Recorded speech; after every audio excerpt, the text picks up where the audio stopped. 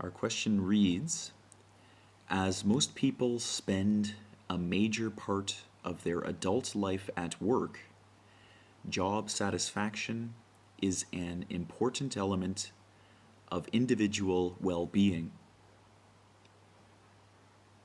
What factors contribute to job satisfaction? How realistic is the expectation of job satisfaction for all workers? I'll leave that on the screen, let you read that to yourself one more time.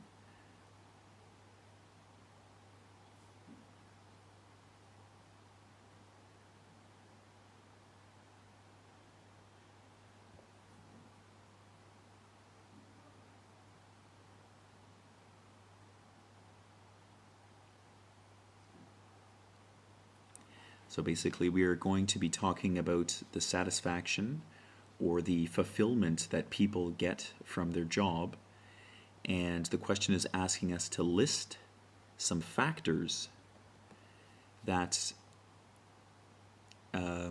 help people achieve a sense of fulfillment from their job. So maybe this could be something like wage, as in money, or it could be something maybe the interpersonal relationships they create with other people. That could also contribute to the satisfaction they receive in a job. So we're supposed to be giving some examples of what causes people to feel satisfied with their work. And secondly, we're being asked how realistic is the expectation of job satisfaction for all workers. So basically the question is asking us if we think it's possible for everybody, everywhere, to be satisfied with the work that they are engaged in on a day-to-day basis. Okay, I hope that part's clear. Now, our instruction words are below. The instruction words read, give reasons for your answer and include any relevant examples from your knowledge or experience. Give reasons for your answer and include any relevant examples from your knowledge or experience. Okay, so now if you've watched my videos before, you know that I try to emphasize to students not to use personal pronouns in their essay in an effort to sound more academic. So even though this says to use maybe some examples from experience, we're not going to do that. We're going to try to draw more from knowledge. If we were to draw from experience, we would say things like, for example, last year I was working for a university and blah blah blah, this happened. That would be our own experience, and we'd have to use the pronoun I, which would kind of make our essay sound a little less academic. So today we're going to focus on perhaps pieces of knowledge that we can draw from in place of personal experiences, just to help us sound more academic in our response. Okay, so that's the instruction. Now, if we could just go back up for 1 second to the question. So basically, this is one of those IELTS essay questions that poses two questions, and often students get confused regarding how to respond when you have sort of two questions inside your essay question. And it's not really that complicated. What you have to do is you have to choose one of the questions and prioritize it as the question that's more important. So from these two questions, we have what factors contribute to job satisfaction, how realistic is the expectation of job satisfaction for all workers. Now, before I recorded this video, I was just thinking a little bit about this question, and personally, I think that the factors that contribute to job satisfaction are not the same between people. I think everybody has their own opinion when it comes to what they find fulfilling in a job. So I think that answering that part of the question is going to be quite brief. And I think in our essay, actually, we'll probably just use maybe one sentence to respond and just say that we feel that, that the factors that contribute to job satisfaction vary, V-A-R-Y, vary between one person and another. And I think I'll put that in one of the first two sentences of the essay, and then we'll just, we'll kind of finish with that part of the question for now. And so basically we state an opinion about this question, but our opinion is quite brief. And then we're going to focus mostly on the second part, which is how realistic is the expectation of job satisfaction for all workers. Now, when I was thinking about this question, I'm not sure what you think about it, but my feeling is that it's not very realistic that everybody in the world could achieve a sense of satisfaction, in the work that they do. And I think that comes as a result of a few different things. One being perhaps their situation, which, for example, I think maybe the example of a single mother, a single working mother, that's a good example of somebody who might be stuck in a job that they don't necessarily find fulfilling, whether that be being a waitress at a restaurant or something else. But it's a job that they can't necessarily give up, just because they have a bit of an economic burden, raising children. So I think that's an example of somebody who maybe would not be able to achieve complete fulfillment in their job. So that's one reason I think that that the idea that all workers can achieve satisfaction is not easily supported. Another thing I was thinking was also perhaps the kinds of jobs that are available. So, for example, people who are living in remote areas of the world, or very undeveloped areas of the world, perhaps there aren't, a large variety of jobs for them to choose from, which means that they might have to work in, as a miner or something that is perhaps that has a lot of health hazards that go along with those lines of work. So I think that there's sort of a common thing between the two examples, and that is the uncontrollable nature of them. So, for example, the woman that works in the restaurant, this is a job that, she's not necessarily there by choice. She's sort of there because she needs to be. And then perhaps a person working as a miner in a remote part of the world is also not really there by choice. They're there because there's no other job available. So I think we can use those two ideas as our supporting points. And basically the way we'll structure our essay is we will answer the first question right away at the beginning of the essay. So what factors contribute to job satisfaction? We'll say that the factors that contribute to job satisfaction are not the same, between people. They're different among many different people. And then our thesis will be something that refutes the idea that job satisfaction for all workers is possible.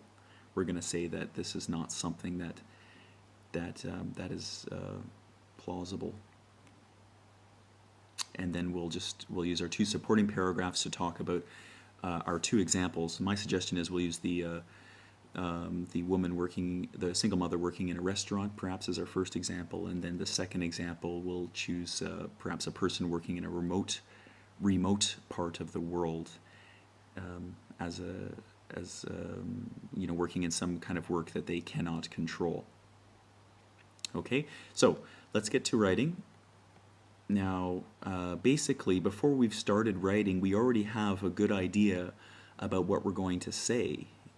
And, I'm talking a lot here, but when you get into your exam, you should be doing all of this within a couple of minutes. You read your question, that should take you maybe 2 minutes or so.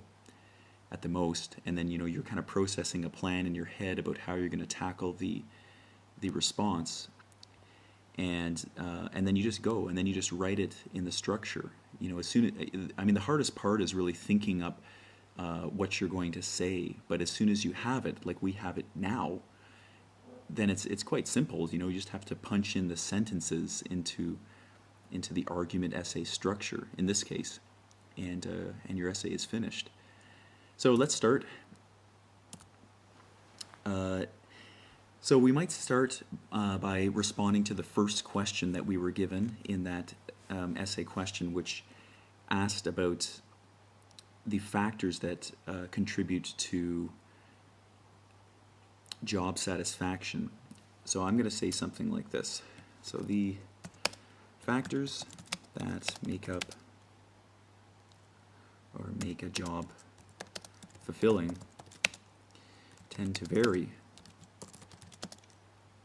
from one person, actually I'll type the words out this time, type the numbers out, one person to another.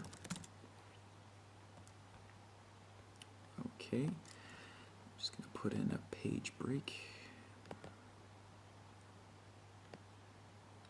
Okay, so the factors that make a job fulfilling tend to vary from one person to another. Often, now we'll mention, we're trying to get a little bit more specific now towards our thesis, and we might mention that a lot of these factors are not controlled by the people that have to participate in the jobs. So we might want to mention how inflexible they are. So often these factors are, we'll say, externally dictated, which just means that the people themselves don't decide, something external is deciding for them. So in the case of the woman working as a waitress, she's got children she has to feed, or in case of the guy working as a miner in a remote part of the world, there are no other jobs for him to choose from. So these are things that are externally dictated, that they have not decided themselves. So we'll say leaving workers with little or little to no control over them. Okay. Now, we want to state our thesis, which has to respond to the second question. I'm just going to scroll up quickly to review the question here. The question reads, how realistic is the expectation of job satisfaction for all workers? Okay. So, of course, we're going to refute this, and we're going to say, thus, the expectation of job satisfaction for all workers is entirely, we'll say, unrealistic. So we're not supporting this at all. We think this is just not true. Now sometimes students say, oh, teacher, why did you repeat so many words from your essay question? And as I've mentioned before, in our thesis, that's the one area where this is okay, because this helps us create a very clear link between our essay question and our essay itself. And many times I see students, they try to change the thesis so it's using different words, and then what happens is the meaning within their thesis is also slightly changed, and it doesn't really respond precisely to the essay question. And this is an absolutely terrible mistake, because it will cause your entire essay to not respond to the essay question directly. And when your IELTS examiner, when they read it, they'll think that you don't understand the question, or that you don't know how to respond to a question correctly. So by just picking out a few key words from your question and repeating them in your thesis, you can really create that strong link between the essay question and the essay itself. Okay. Now we want to mention the two things we're going to use to support this. So the first we said was basically the person's situation, which is something that might control them to a certain extent. And the second thing would be a person's environment, perhaps, we'll say. So perhaps, where they're geographically located in the world, which may force them, for lack of a better word, force them into certain lines of work against their will because nothing else is available. So this will be shown by analyzing the uncontrollable, we'll say, uncontrollable nature of a typical working person's situation and working environment. This will be shown by analyzing the uncontrollable nature of a typical working person's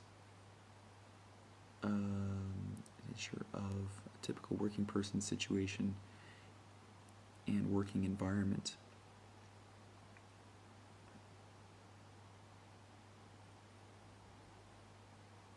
Okay. So now we're going to go into our first supporting paragraph, and in this paragraph we're going to talk about the uncontrollable nature of many working people's situations and how this debunks the idea that all workers around the world can engage in a work that they find fulfilling. So we're going to use this point to support our thesis. So here we go. Let's try firstly, in many instances, maybe people are forced to work in jobs they do not enjoy. And this is a trend. I always forget I should put a page break in there to keep our sentence clear. Okay. So firstly, in many instances, people are forced to work in jobs they do not enjoy. And this is a trend that will most likely not change anytime soon. I'm just sticking that last part in there just to make it clear that we don't think that, we're arguing our thesis, that job satisfaction will not be achieved by everybody, and we're just making it clear that that's not going to change in the foreseeable future. Okay, now let's take a single mother as an example. So take, and we'll call her uneducated. Take an uneducated single American mother, for example. Okay. Single mothers, often working, we'll call their jobs demanding, so demanding jobs in the service industry, so like a waitress or maybe as a hotel concierge or something like that. So often working in the service industry, they typically cannot choose to leave their job, and this is due to the economical burden of their children.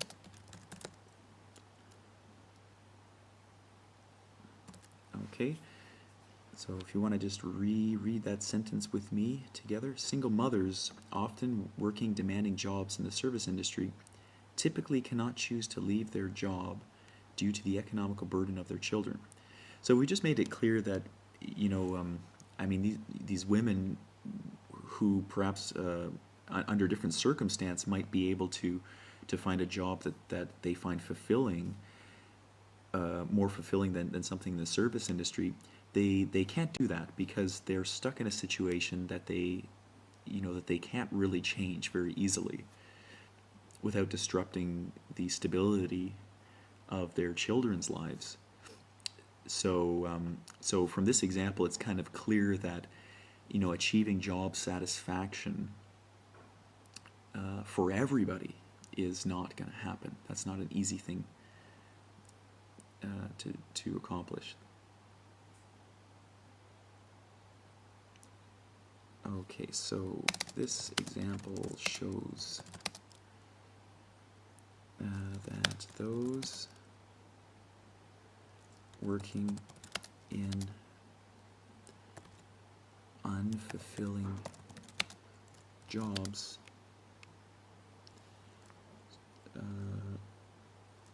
do so out of necessity,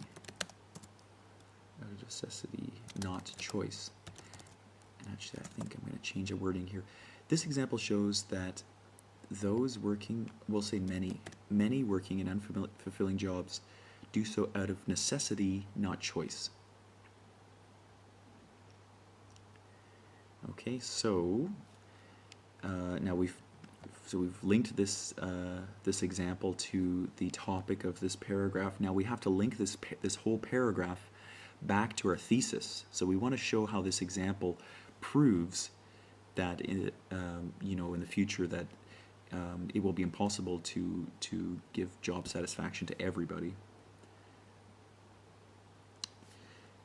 Now, this idea or this situation, it doesn't seem to be going away. I don't think that there are fewer mothers in this situation than there were, say 30 or 40 years ago. At least I don't think so. I think if anything, globally, this is probably an increasing trend.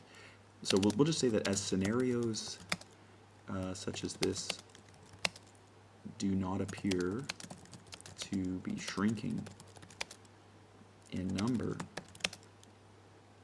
the idea that all workers could one day be satisfied with their work is considered impossible. Okay, same thing as our thesis, we're just linking back here. So just as mothers, single mothers working in a situation like this that they can't control, as these situations are not becoming fewer and fewer, the idea that in the future all workers in the world could be satisfied in their work is, from our point of view, an impossible thing. So we'll just reread the paragraph one more time. Okay. Firstly, in many instances, people are forced to work in jobs they do not enjoy, and this is a trend that will most likely not change anytime soon. Take an uneducated single American mother, for example. Single mothers, often working demanding jobs in the service industry, typically cannot choose to leave their job due to the economical burden of their children. This example shows that many working in unfulfilling jobs do so out of necessity, not choice. Very nice. As scenarios such as this do not appear to be shrinking in number, the idea that all workers could one day be satisfied with their work is considered impossible. Okay, so as you can see, we brought up the example of the woman. She can't choose her to change her situation. Her situation is what it is, and because of this, she's stuck and she cannot achieve a career that she finds fulfilling. And for this reason, the idea that everybody in the world could someday be satisfied or equally satisfied with their work is considered nonsense. Okay, let's try the next paragraph. Now here we're talking about environment. Okay, so in addition to this, the working environment a person engages in every day is also often uncontrollable. So,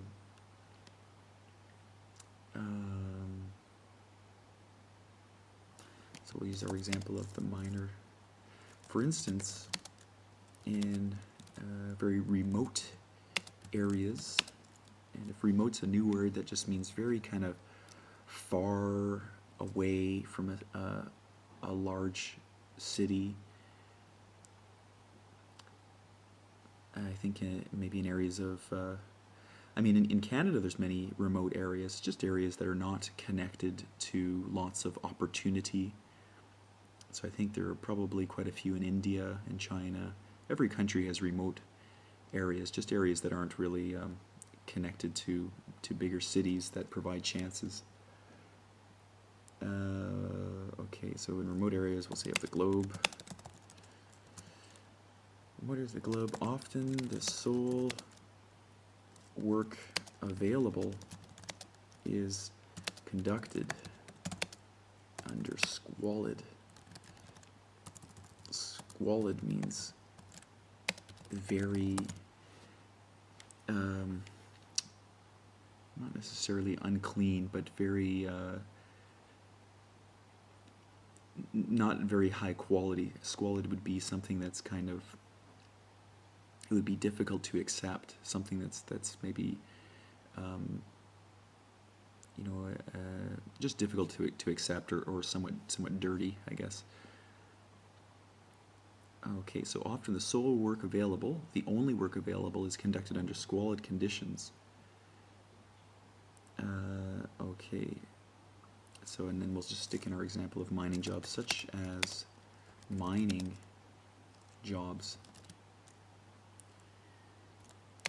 This illustrates how an inflexible, not flexible, inflexible working environment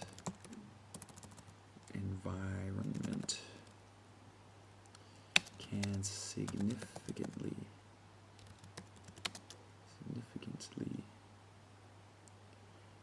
influence the level of satisfaction a person gets from their career. So this illustrates how an inflexible working environment can significantly influence the level of satisfaction a person gets from their career. Now, I suppose some people might be satisfied with working in squalid conditions, but I think it's safe to say that most people would not find much satisfaction in that work, and often are involved in that kind of work because they have no other option. So that's why we've called this kind of work inflexible. It's an inflexible working environment. They can't change it because there's nothing else available to them. Okay, so we'll just got to link this back to our thesis from this. It is clear universal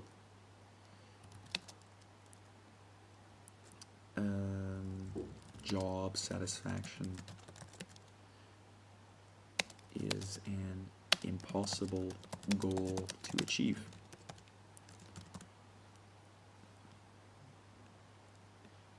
Okay. So from this, it is clear universal job satisfaction is a possible goal to achieve. Okay, on to our concluding paragraph, the easiest paragraph to write, because we are not saying anything new, we are only repeating things that we've written about before. Now, you know our first sentence is a summary, our second is a restatement of our thesis, and our third is a prediction or a recommendation. Now, I also tell students that if they want to link their summary with their restatement of thesis, this is often something that's easy to do because the two are they go well together. So let me show you what I'm talking about. So after analyzing, now this is kind of a key phrase you might want to commit to your memory. I find whenever I write essays, I try not to get into a pattern of doing the same thing over and over again, but I find a phrase like "after analyzing" to start your concluding paragraph is a very, it's effective. It sounds academic, and it kind of leads you into the rest of the sentence quite naturally. So we can say, after analyzing point 1 and point 2, it is clear why, and then you restate your thesis again. So after analyzing the often inflexible nature of a person's circumstance, as in the woman, the single mother working, say, in a restaurant, and we'll say, and working environment, as in the minors who cannot work elsewhere, it is clear that the idea of, we'll call it universal job again, universal job satisfaction is not plausible. Plausible just is a fancy way of saying possible. Okay, so after analyzing the often inflexible nature of a person's circumstance and working environment, it is clear that the idea of universal job satisfaction is not plausible. So now we want to finish with some kind of prediction or a recommendation, and in this case I think a prediction is an order. We can simply say that we think the future level of job satisfaction among workers will not change. It will basically be the same. So if you remember in our essay question, it said that the opinion was that in the future perhaps everybody could be satisfied with their job, but we're saying no, this is not going to be possible. I mean, in the foreseeable future, there's always going to be people that are stuck in inflexible situations or working under an inflexible environment. So it is predicted future levels of job satisfaction among workers will experience little change. It is predicted future levels of job satisfaction among workers will experience little change. Okay, that is the entire essay. Very easy. Now let's go back up to the top and we'll read through it together, and we'll point out some areas where you'll see the various sentences working together, sort of as a team. So let's read the question again too.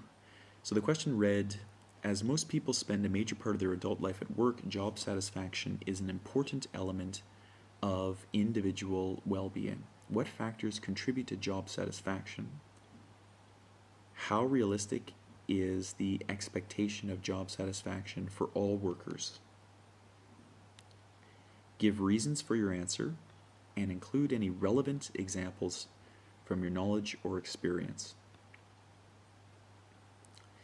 The factors that make a job fulfilling tend to vary from one person to another. Often these factors are externally dictated, leaving workers with little to no control over them. Now, we can see a link here, these factors, which tells us that we're talking about the factors that were brought up in the sentence before. So that's a little bit of cohesion there. Now in our next sentence, we start with thus, which means like because of this, which also tells us that we're linking to information that was presented before. Thus, the expectation of job satisfaction for all workers is entirely unrealistic. This will be shown, this is another piece of cohesion, this will be shown by analyzing the uncontrollable nature of a typical working person's situation and working environment.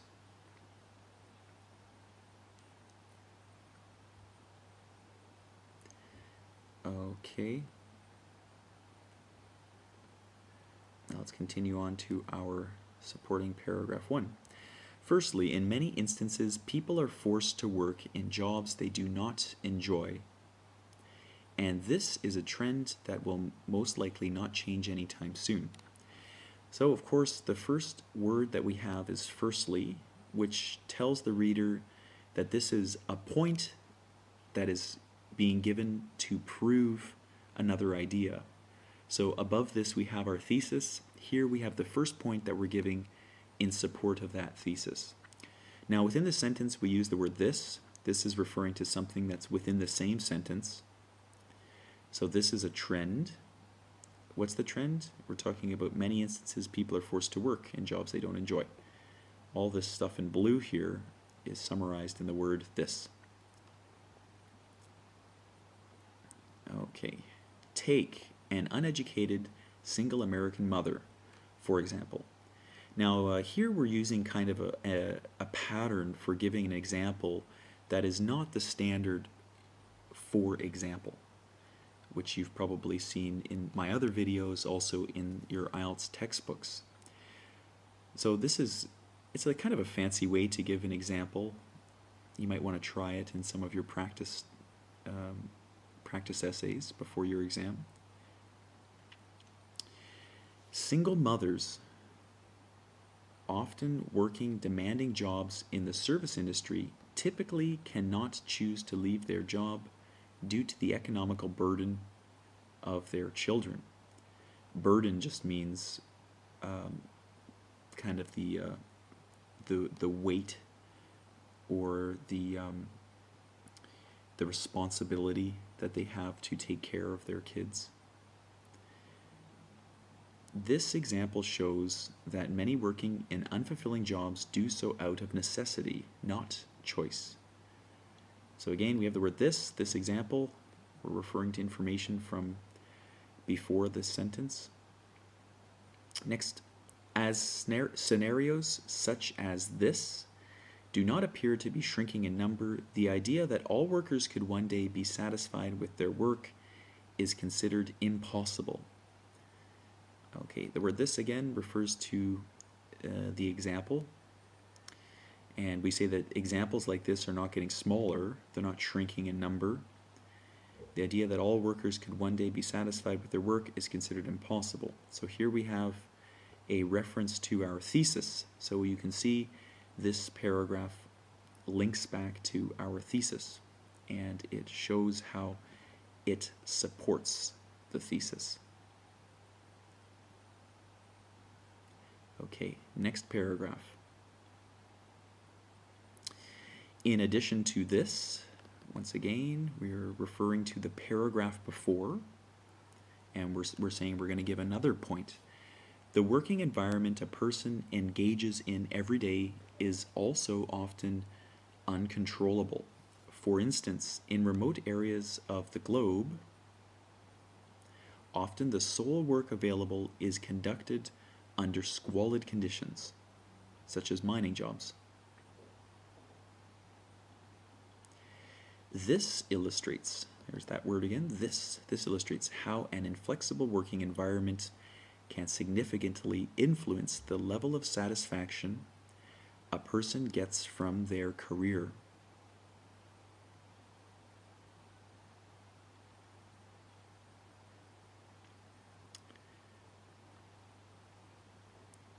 From this, it is clear universal job satisfaction is an impossible goal to achieve. Once again, linking back to our thesis.